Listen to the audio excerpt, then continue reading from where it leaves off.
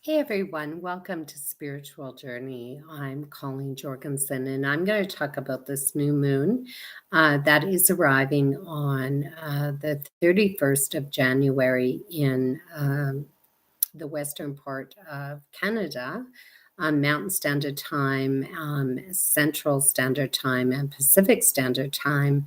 It will all arrive on the 31st of January. If you head east, and you are going to, this new moon is going to arrive on February 1st on the Eastern Standard Time at 12:46 a.m. So really early on that day, and at 5:46 a.m. in the European parts of the world.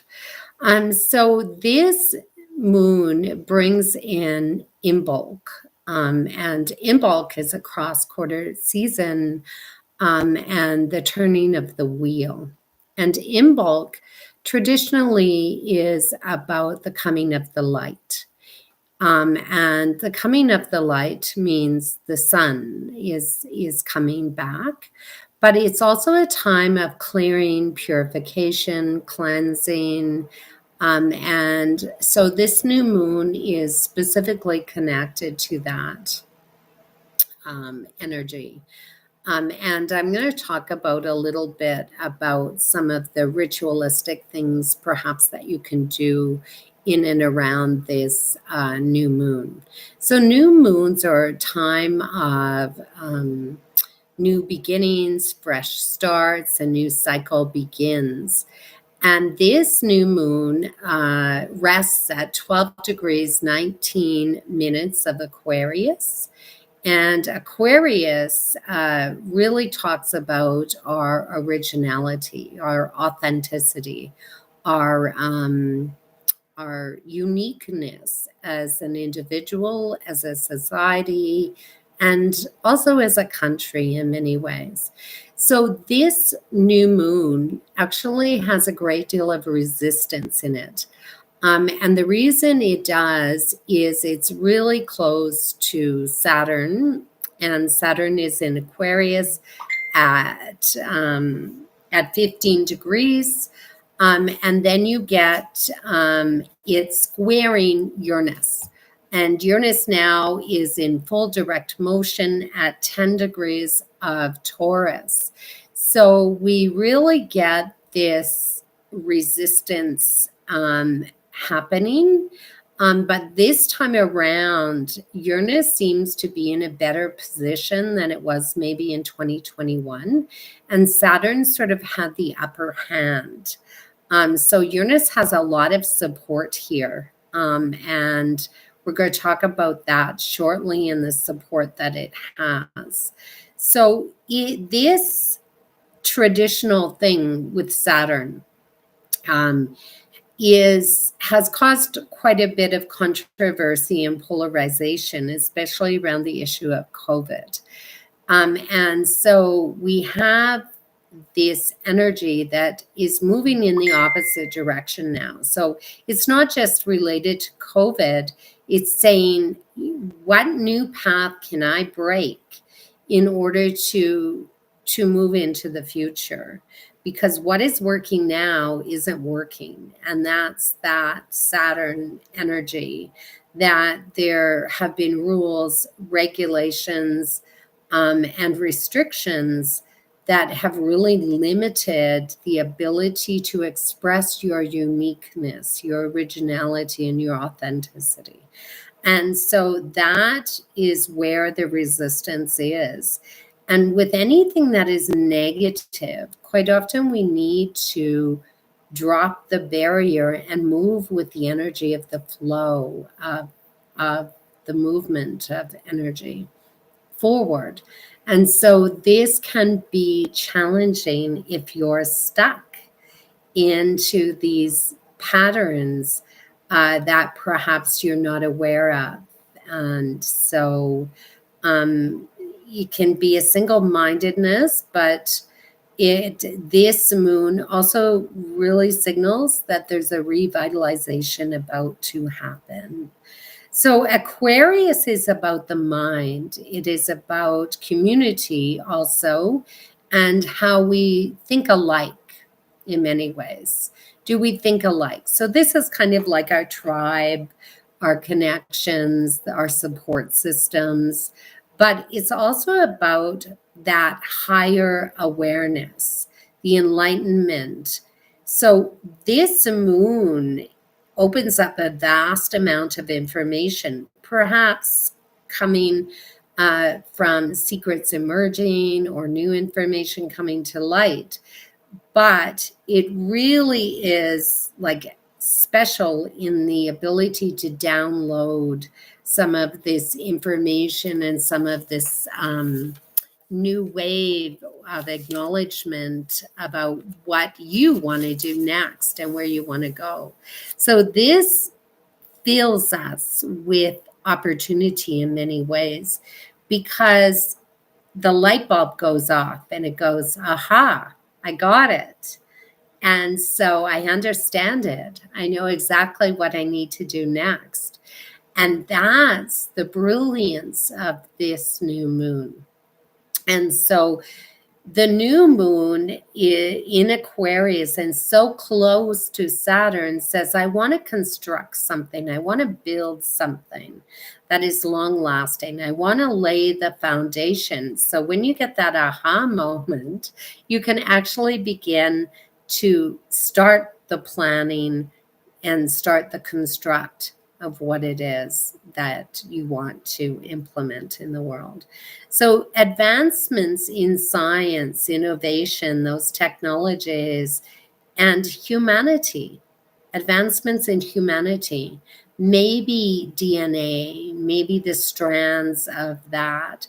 This is propelling us into the future. And so like Aquarius, it's kind of spasmodic, like it's kind of like on again, off again. It's impulses that like a Morse code that go ding, ding, ding. And then you got to put all that together to actually get the connections made. So it's kind of electrifying in many ways. It's kind of like brilliant.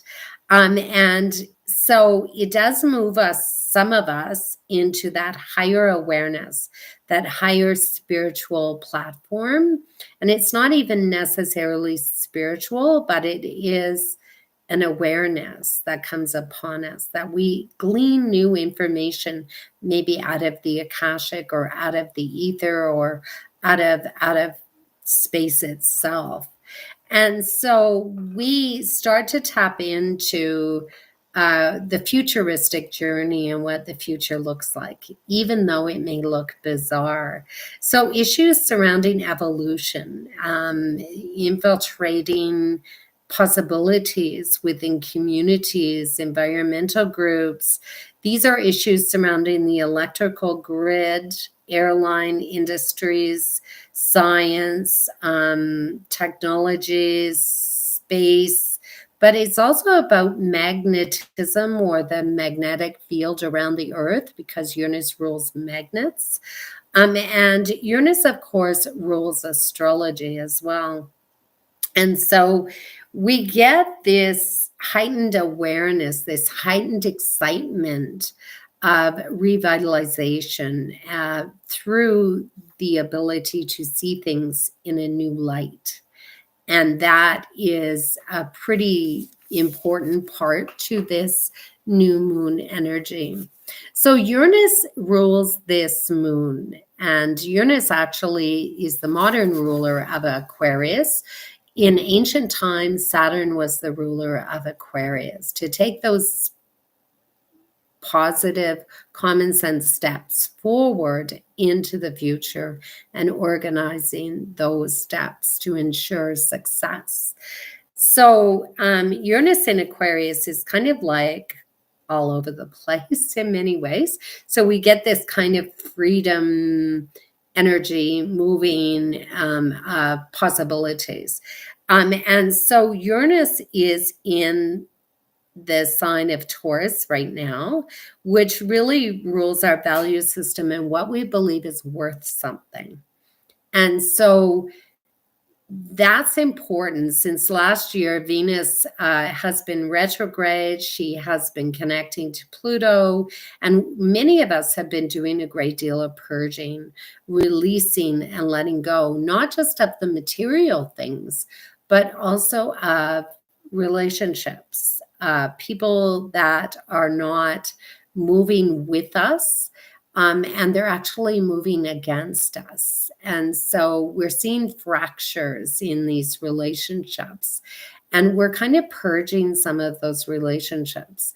What's interesting, like I always say in a relationship, the thing that kind of separates the two individuals or the two groups of people or partnerships is the fact that one person is outgrowing the other. One person is advancing, moving forward, seeing things in a different light, and the other person isn't, doesn't get on that same wave, doesn't get on that same platform. So you have this push pull. I want you to be back to who you were, not to who you're becoming. I don't like that person. And so you get this fragmentation happening, this evolution of someone moving faster than the other person.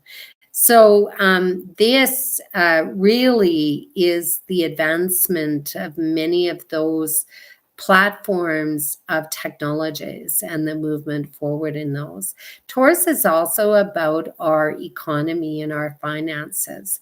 So it wouldn't, astrology is about possibilities.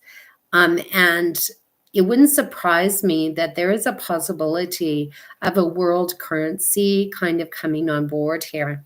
Not that it would infiltrate every country, but when I go to Europe, my dollar is based on the value of their dollar. And so I have to either pay more, add, or I have to subtract. And so if we developed a currency where it had equal value all around the world, we would probably use that to our benefit, not just on a personal level, but on a world level.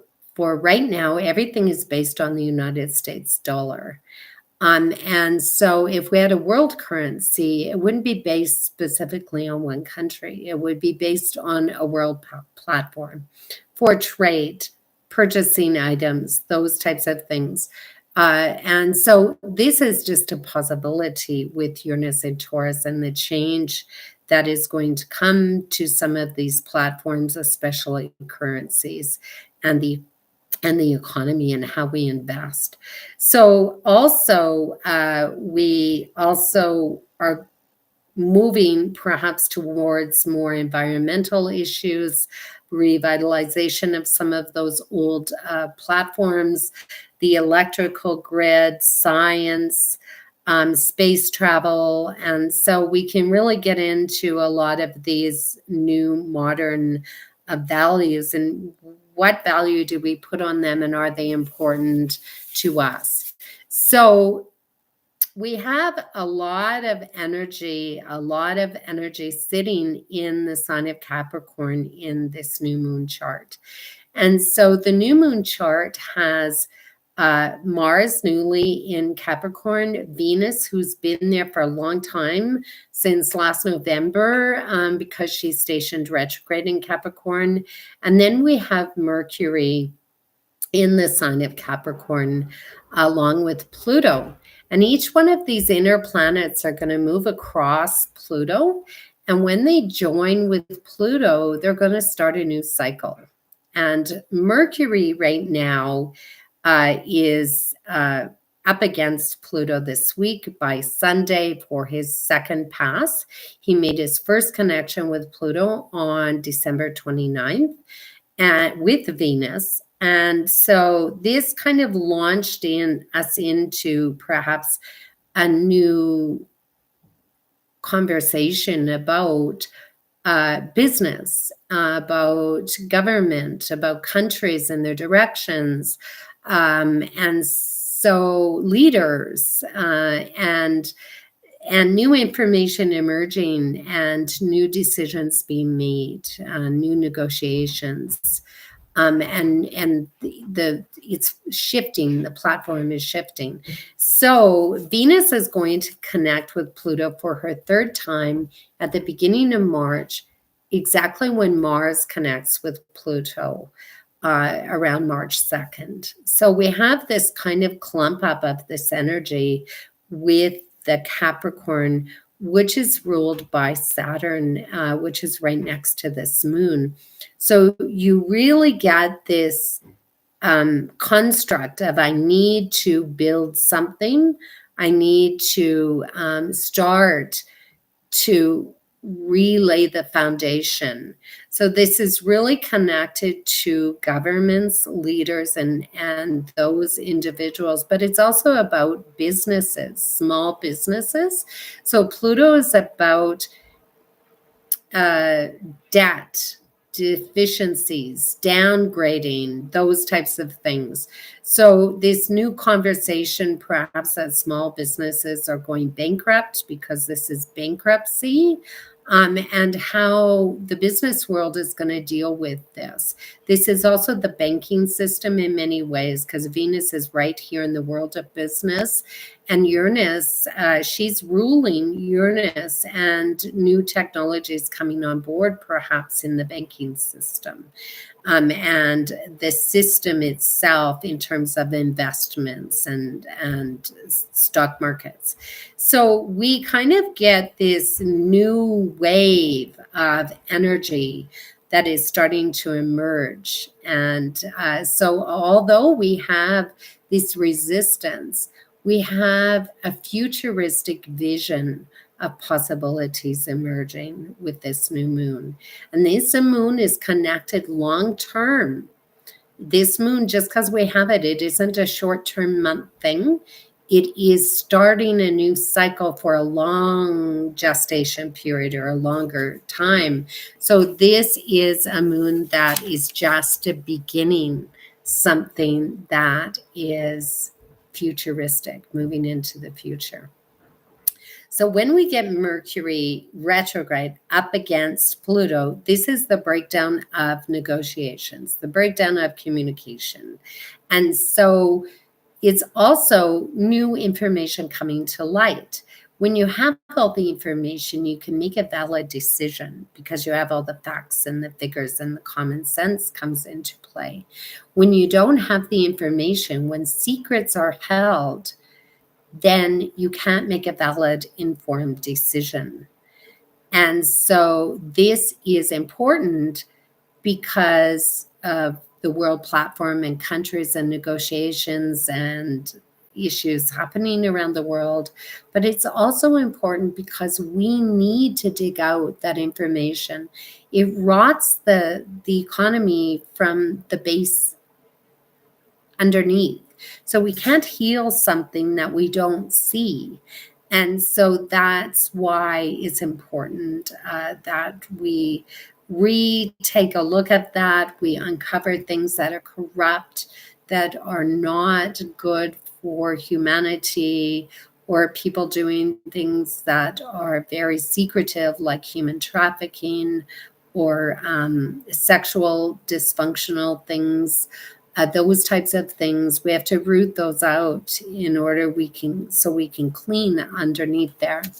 So some leaders may come into some conflict here around this new moon, and perhaps what needs to change in order to bring about positive revitalization. So this moon is a fresh start. So with that energy, Uranus really seems to be taking charge in this new moon. And it's positive. It's got a lot of support from many different areas. And it's got lots of potential, like tons of potential. Like the light, the spark is just being ignited. And so we see things through a new light, perhaps because of that new information coming forth. And it is like startling sometimes with Uranus. It's kind of surprising or enlightening, very enlightening. So first off, you get Venus connected to Uranus, and she did that back in December. So there was an igniting of new connections actually beginning to be formed with one another, but also this is new connections within the economy as well. But it's also about relationships. Maybe you just spontaneously ran into somebody that kind of just went, wow, like you're my soulmate. Where have you been all my life? So it brings about these really surprising connections that are make you really feel good. So this definitely is the discovery of what you feel is really important in your life. And so in addition to that, we have Uranus also in sextile to Jupiter, and Jupiter is newly in the sign of Pisces. He was there last May to July, and now he's returned to Pisces again.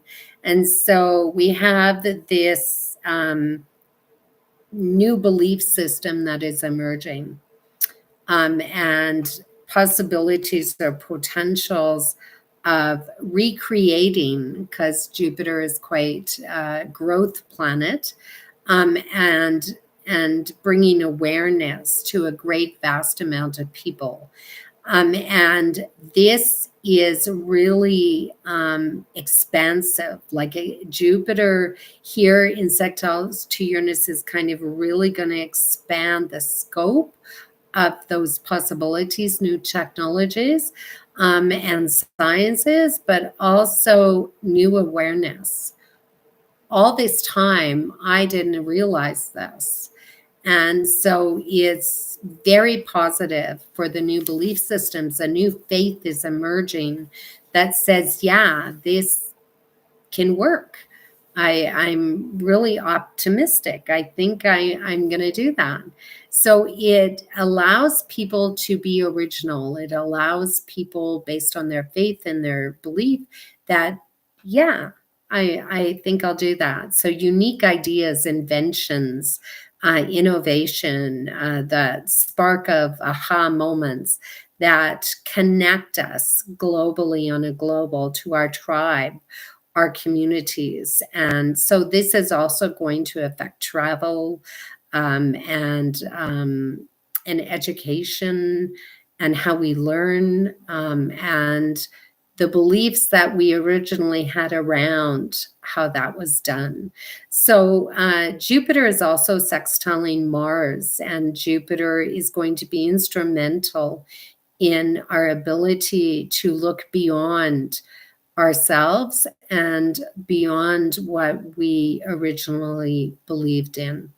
So Mars is applying to the sextile and is actually going to carry us through. Mars newly in Capricorn is extremely successful because it's exalted. It works methodically, strategically, and it doesn't bring a whole lot of emotion into it. This is the platform, this is the schedule, this is the thing that I'm going to have to do in order to get from here to there. And so it acts in an orderly fashion, and it doesn't get crazy. It holds the line. So there's a lot of courage here, a lot of bravery. So if you're considering starting your own business, if you're considering changing your job or your career path, this is most likely a beneficial energy for you. So in addition to that, we have a Mars that is going to trine Uranus. So we have all this ability to strategize, to plan, to move forward methodically, consistently. And then we have Uranus, this planet of enlightenment, going, hey, maybe you should try this. It's something new. And so you start to look into that. Is it worth my effort? Is it of value? Is it going to be worth my time? And most likely it's going to be, or this can set us on that new crusade, that new journey forward into our futures. So it is growth. It is movement. Yeah, unexpectedly, a change of course happens here, and the wheel turns, the turning of events. And so, yes, there can be some rebellion. Yes, there can be some resistance. But we're breaking from tradition.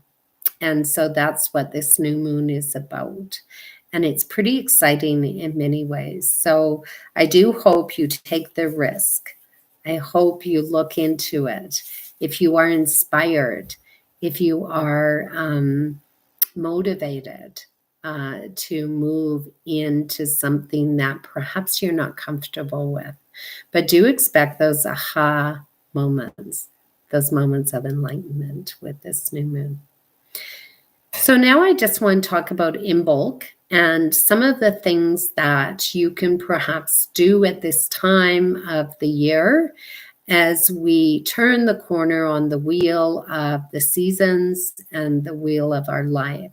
So Imbolc is a really wonderful time to light a candle, to celebrate the sun's movement across the sky towards the northern hemisphere. This is also a time to celebrate Saint Bridget in the Celtic tradition. This is a time of purification, of cleansing and cleaning. So it's a great time to clean your house and begin that spring cleaning. It's a really good time for smudging if you are inclined to do so. So smudging your house, I would suggest you clean it before you smudge it. Because the winter months, they make us collect energy. So we collect this stagnant energy and it lodges in different places around or in our worlds. And so we want to clean that out and we want to revitalize. So this is a wonderful time to do that. This is also a really good time for a ritualistic bath at this new moon to not only cleanse your house and your the area you live in, but it's also a really good time to clean your aura and cleanse. So this is a wonderful time for bathing and the ritualism of bathing and cleansing, which is a long tradition that goes back thousands of years. Also, in addition, if you're looking to set a new course of action, this is also a time perhaps to gather a piece of paper and begin to jot down a few of the things that you would like to see yourself going in the future, your intentions, and perhaps some affirmations or where you project yourself in the future. When you do that, when you write that down, and I would suggest that you don't leave the paper open to the world or on a desk. I would suggest that you fold the paper towards you because you want to bring the energy towards you, and just fold it, 4 times or something for stability. And then just put it on your altar or put it on your desk. Maybe set a candle holder or a crystal on top of it so we can manifest. In some cases, some people burn this piece of paper and give it to the elements or the universe to look after. Sometimes people do rip it up, but rip it up towards you, and then they allow themselves to blow it out into the wind and let the universe look after it. So those are some things that we can do to enhance the energy of this new moon and to assist us to get from point A to point B into the future. So I really look forward for you to join me again and or to follow me on Spiritual Journey. We have some events coming up on this Wednesday. We're going to talk about the moon. and her journey in 2022. Because quite often we don't pay attention to the moon and her journey. And we should, because she rules the feminine. She's very influential in the energies that we feel in our world. And she's our closest ally and our closest companion. So do join me. The exchange is $30 and it's at 7 p.m. Central Standard Time. Also, we're going to talk about Imbolc on Sacred Circle and Sacred Circle on Friday at 7 p.m. Central Standard Time. And Imbolc, we're going to talk about some of those rituals more in depth, more about Bridget, and more about the new moon to some degree, and how we can really tap into this energy, this positive revitalization that we can experience with this new moon. So I look forward to seeing you again, and I will catch you on the flip side. So take care and join me for the next moon cycle in February. And so I'll see you then.